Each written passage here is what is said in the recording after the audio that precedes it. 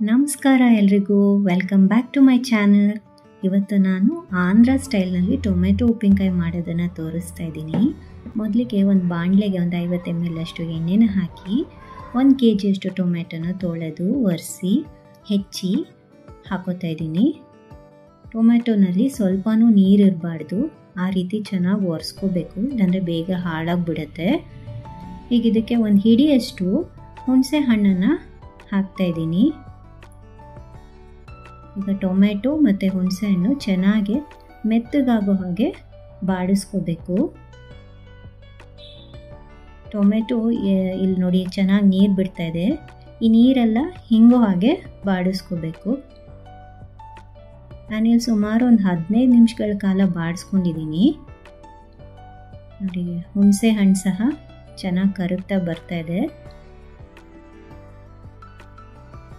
ನೀರೆಲ್ಲ ಹಿಂಗಿದೆ, ಸೈಡಲ್ಲಿ ಎಣ್ಣೆ ಸಹ ಬಿಡ್ತಾ ಇದೆ. ಇಷ್ಟಾದರೆ ಸಾಕು. ಈಗ ಸ್ಟವ್ ಆಫ್ ಮಾಡಿ ಇದನ್ನು ತಣ್ಣಗಾಗಕ್ಕೆ ಬಿಟ್ಬಿಡೋಣ. ಅಷ್ಟರಲ್ಲಿ 3 ಸ್ಪೂನಷ್ಟು ಸಾಸಿವೆನ ತಗೊಂಡು ಡ್ರೈ ರೋಸ್ಟ್ ಮಾಡ್ಕೋತಾ ಇದ್ದೀನಿ. ಇದು ಚೆನ್ನಾಗಿ ಸಿಡಿದ ಮೇಲೆ ತೆಕ್ಕೊಂಡ್ಬಿಡೋಣ. ಈಗ 2 ಸ್ಪೂನಷ್ಟು ಮೆಂತ್ಯ ಸಹ ಡ್ರೈ ರೋಸ್ಟ್ ಮಾಡ್ತಾ ಇದ್ದೀನಿ. ಇದನ್ನು ಅಷ್ಟೇ ಕೆಂಪುಗಾಗೋ ಹಾಗೆ ರೋಸ್ಟ್ ಮಾಡಿ ಪೌಡರ್ ಮಾಡಿ ಇಟ್ಕೋಬೇಕು.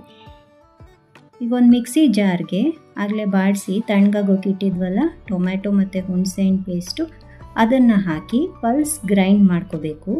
ಇದು ತುಂಬ ನುಣ್ಣಗೆ ರುಬ್ಕೋಬಾರ್ದು, ಚೆನ್ನಾಗಿರೋದಿಲ್ಲ. ತರಿಯಾಗಿ ಗ್ರೈಂಡ್ ಮಾಡ್ಕೊಳ್ಳಿ, ಚೆನ್ನಾಗಿರುತ್ತೆ.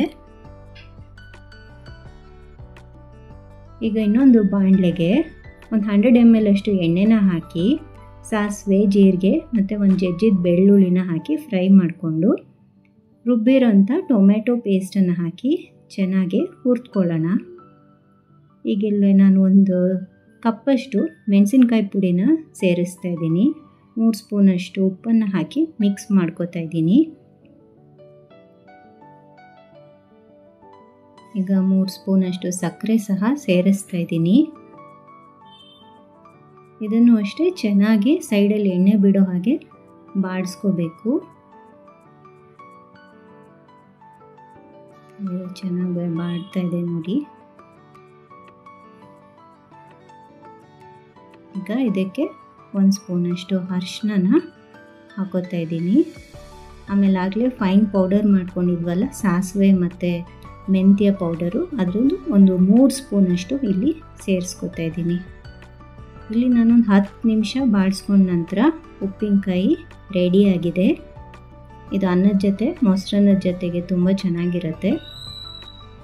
ಹೊರಗಡೆ ಇಟ್ಟರೆ ಸುಮಾರು 1 ತಿಂಗಳುಗಳ ಕಾಲ ಪ್ರಿಸರ್ವ್ ಮಾಡ್ಬೋದು.